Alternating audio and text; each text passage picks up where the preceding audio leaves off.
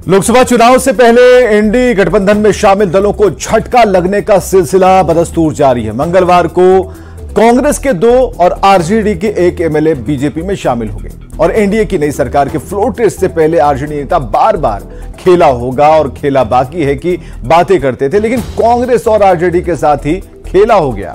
अब बीजेपी प्रदेश अध्यक्ष सम्राट चौधरी के साथ तीनों विधायक भगवा पट्टा लगाकर विधानसभा पहुंचे। अब सियासत तेज है।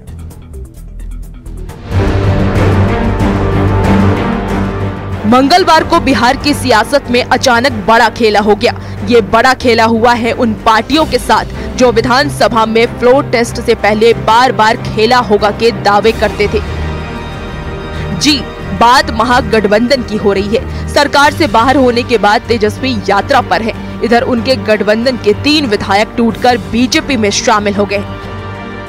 सम्राट चौधरी के साथ आरजेडी विधायक संगीता देवी, साथ में कांग्रेस विधायक मुरारी गौतम और सिद्धार्थ सौरभ भगवा पट्टा पहनकर विधानसभा पहुंचे। निर्णय जो भी है, सार्थक निर्णय जो होता है उसको लेने में देर नहीं करनी चाहिए और हम लोगों ने सार्थक निर्णय लिया है, देश हित में, प्रदेश हित में। आरजेडी और कांग्रेस में हुई टूट के बाद बिहार में सियासी वॉर पलटवार का दौर तेज हो गया है, लेकिन पहले आप आरजेडी और कांग्रेस से टूटे तीनों विधायकों को जान लीजिए।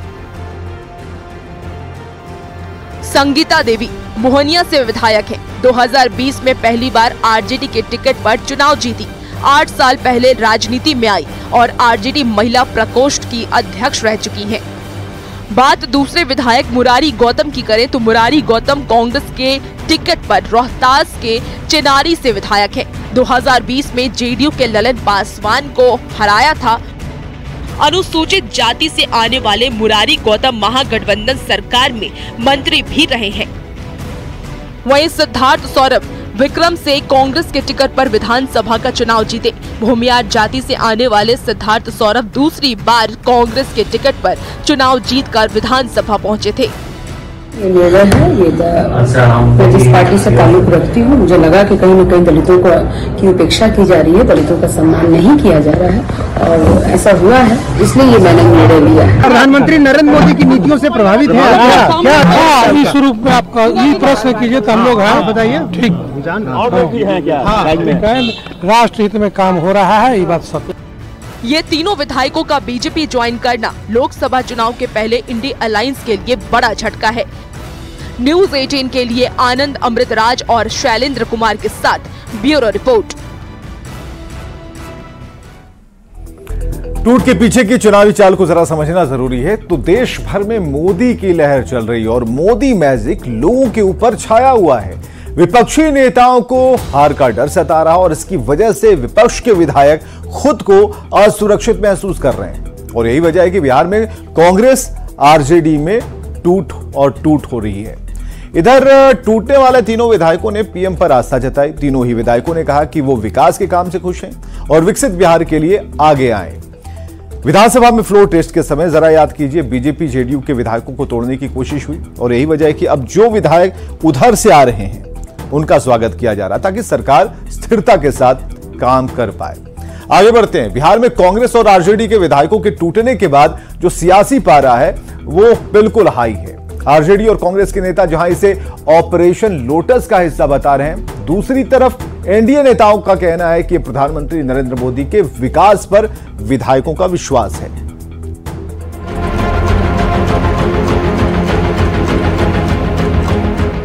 लोकसभा चुनाव से पहले आरजेडी और कांग्रेस को लगे झटके ने बिहार की राजनीति में उबाल ला दिया है। पार्टी के विधायकों के टूटने की खीज आरजेडी नेताओं के बयान में भी दिख रही है। अभी सब फालतू बात पूछने से कोई फायदा है? बताइए, चौपाया को बांधेगा कि दोपाया को बांधेगा?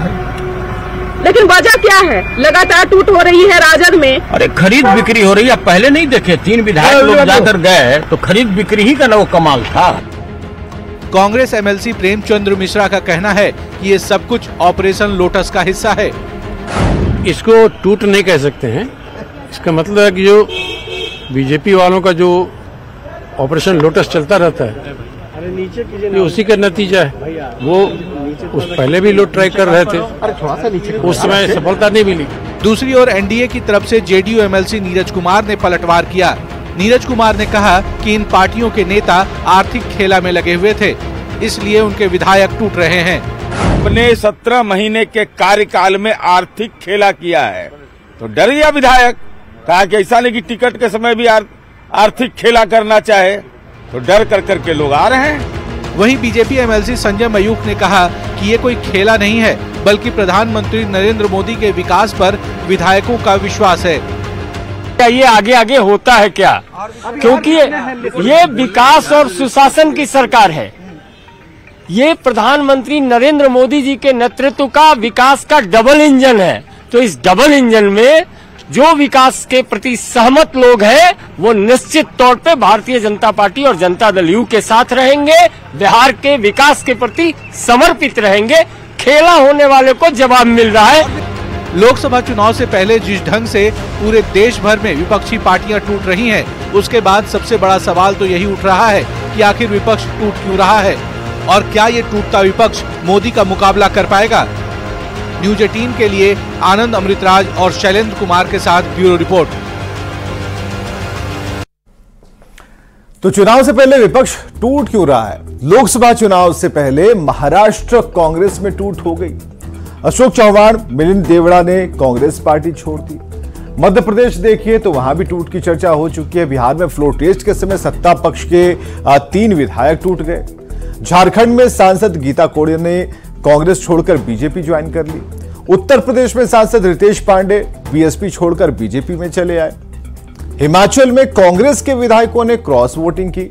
यूपी में सपा के विधायकों ने क्रॉस वोटिंग की और इधर बिहार में आरजेडी कांग्रेस के 3 विधायक टूट गए। यानी कि 1 महीने के अंदर बिहार में आरजेडी के 4 और कांग्रेस के 2 विधायक टूटे हैं। मतलब यह कि लोकसभा चुनाव के पहले विपक्ष हर जगह टूट रहा है और बीजेपी मजबूत हो रही है। तो माना जा सकता है कि इसके पीछे मोदी की लहर काम कर रही, क्योंकि मोदी लहर में विपक्षी नेताओं को जीत की उम्मीद कम लग रही है और असुरक्षा से बचने के लिए ये नेता अपनी अपनी पार्टी छोड़कर बीजेपी की तरफ आ रहे हैं। आगे बढ़ते हैं। लोकसभा चुनाव से पहले आरजेडी के पूर्व विधायक अरुण यादव के ठिकानों पर ईडी ने रेड मार दी और मनी लॉन्ड्रिंग मामले में हुई छापेमारी ने जो बिहार की पॉलिटिक्स है उसमें गर्मी पैदा कर दी। आपको यह बताएं कि नीतीश सरकार के विश्वास मत करने से 1 दिन पहले भी पुलिस ने विधायकों की खरीद फरोख्त की आशंका को लेकर अरुण यादव के ठिकानों पर दबिश दी थी। अरुण यादव को लालू परिवार का करीबी माना जाता है।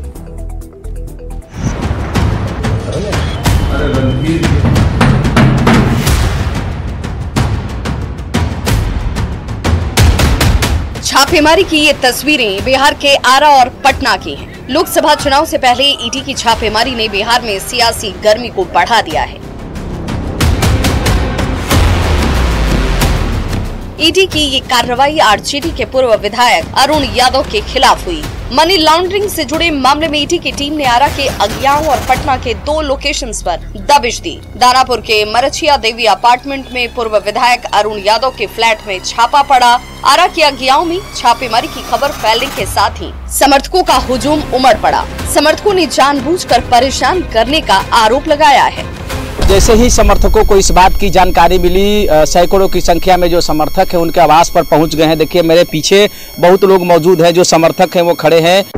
अरुण यादव बाहुबली छवि के नेता हैं। बालू, कंस्ट्रक्शन और डेयरी के कारोबारी हैं। अरुण यादव की पत्नी किरण देवी संदेश सीट से आरजेडी की विधायक हैं। यहाँ से पहले अरुण यादव विधायक रह चुके हैं। अरुण यादव लालू परिवार के बेहद करीबी माने जाते हैं। अरुण यादव के ठिकानों पर छापेमारी को लेकर जब नेता प्रतिपक्ष तेजस्वी यादव से सवाल किया गया तो तेजस्वी यादव ने कहा कि अब ऐसी छापेमारी से कोई फर्क नहीं पड़ता। सर रेड पड़ रहा है भोजपुर में किरण देवी विधायक, क्या फर्क पड़ रहा है? जब भी ईडी सीबीआई इनकम टैक्स काम कर रही है विपक्षी नेताओं के यहाँ, तो आप समझ जाइए कि भाजपा के लोग घबराए हुए हैं। हालांकि ईडी की कार्रवाई पर पूर्व उप मुख्यमंत्री तारकिशोर प्रसाद ने जरूर कहा कि आरजेडी के विधायक के यहाँ ये जो छापेमारी चल रही है वो एजेंसी का काम है। इस पर कोई टीका टिप्पणी नहीं की जा सकती। जिस प्रकार के आरोप होंगे उसके अनुसार जो संबंधित निदेशालय है, परिवर्तन निदेशालय है, वो अपना काम करती है, तो अपना काम कर रही है। इसमें कोई राजनीतिक दृष्टि देखने की आवश्यकता नहीं है। बता दें कि नीतीश सरकार के विश्वास मत हासिल करने से एक दिन पहले भी बिहार पुलिस ने अरुण यादव के घर पर दबिश दी थी। विधायकों की खरीद फरोख्त की आशंका को लेकर अरुण यादव के ठिकानों पर पुलिस की दबिश हुई, जिसके बाद उप मुख्यमंत्री सम्राट चौधरी ने बिहार में माफिया राज खत्म करने का ऐलान किया था। मंगलवार की कार्रवाई को सरकार की घोषणा से भी जोड़कर देखा जा रहा है, क्योंकि अरुण यादव का नाम बालू के अवैध खनन से जुड़ता रहा है। आरोप है कि अरुण यादव और उनके परिवार ने बालू खनन से करोड़ों की अवैध संपत्ति अर्जित की है। अरुण यादव पर आरा के अलग अलग पुलिस स्टेशंस में 16 FIR तक दर्ज हैं। वहीं मनी लॉन्ड्रिंग के मामले में ईडी ने 2021 में पूर्व विधायक अरुण यादव के खिलाफ PMLA के तहत आपराधिक मामला भी दर्ज किया था। जांच में अरुण यादव की आय से अधिक संपत्ति पाई गई। न्यूज़ 18 के लिए पटना से अमित कुमार, दानापुर से अमरजीत शर्मा, आरा से चंदन और दिल्ली से शंकर आनंद की रिपोर्ट।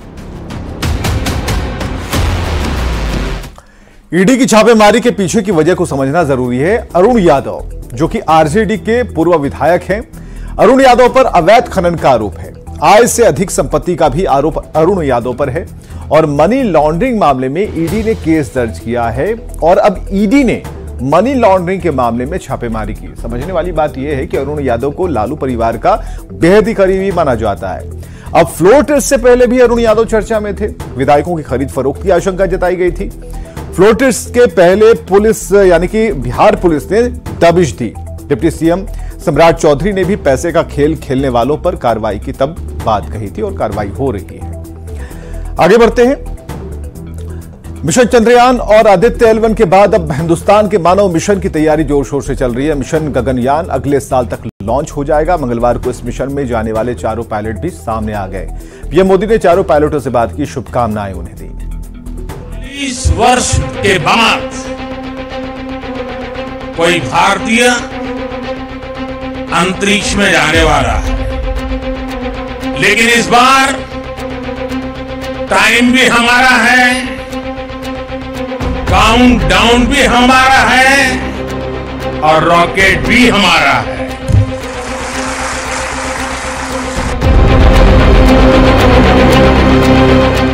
चंद्रयान और सूर्य मिशन पर आदित्य L1 को भेजने के बाद अब भारत के पहले मानव मिशन की तैयारियों ने जोर पकड़ लिया है। चांद और सूरज के बाद भारत एक बार फिर अंतरिक्ष पर इतिहास रचने को तैयार है। भारतीय अंतरिक्ष एजेंसी इसरो अपने गगनयान मिशन पर दिन रात काम कर रहा है। अंतरिक्ष यात्री बनने के लिए बहुत से गेस्ट पायलटों ने आवेदन दिया था, जिसके बाद 12 पायलट चुने गए थे और आखिर में 4 टेस्ट पायलटों का चयन हुआ।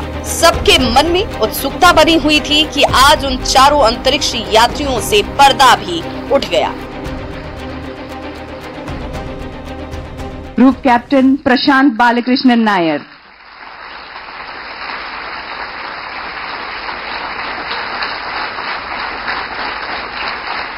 Group captain Ajit Krishnan,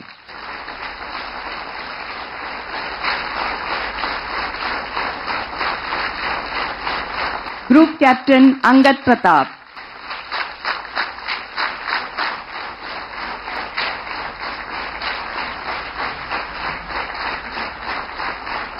wing commander Shubhanshu Shukla.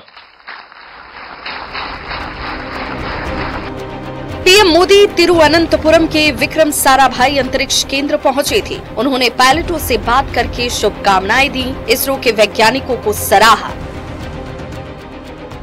आज भारत के लिए ये ऐसा ही क्षण है। हमारी आज की जनरेशन बहुत सौभाग्यशाली है, जिसको जल, थल, नभ और अंतरिक्ष में। पीएम मोदी ने एक बार फिर से वैज्ञानिकों को आश्वस्त किया कि हिंदुस्तान का स्पेस मिशन बिना रुकावट के चलता रहेगा। गगनयान मिशन के तहत 4 चालक दल के सदस्यों को 400 किलोमीटर की कक्षा में 3 दिनों के मिशन के लिए लॉन्च करना और उन्हें सुरक्षित रूप से पृथ्वी पर वापस लाना है। इसरो ने इस मिशन की टेस्टिंग पिछले साल की थी। मिशन गगनयान के तहत जाने वाले चारों टेस्ट पायलटों की शुरुआती ट्रेनिंग रूस में हुई है। गगनयान की लॉन्चिंग से पहले इसरो 2 मानव रहित मिशन अंतरिक्ष में भेजेगा और बाद में अंतरिक्ष यात्रियों को भेजा जाएगा। Bureau report, news 18।